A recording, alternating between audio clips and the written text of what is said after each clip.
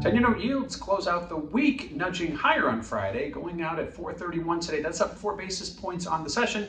However, we saw them go out unchanged on the week. So after seeing yields move down to as low as 415 earlier in the week, they turned around and rallied higher, closing out at 431. We had CPI and PPI earlier in the week. Those came in weaker than expected. However, we did get 3 auctions via the refunding.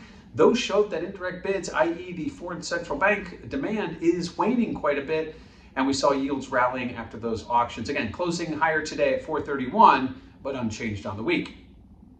Now, what does this affect? How does this affect volatility? Well, take a look at that CVOL index over at cmegroup.com, and you'll see that after the data, after the auctions, volatility moved lower today. In fact, today it marked its lowest in almost 3 weeks, despite the fact that yields were creeping higher.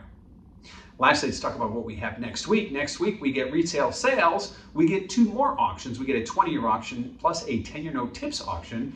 But really, the big obvious part of next week is going to be the March FOMC meeting, followed by Mr. Powell's post-FOMC presser, where the Fed is not expected to cut rates this meeting. However, there are some expectations that they will be cutting later on in the year. Hopefully, the Fed chair will give us some clarity on that.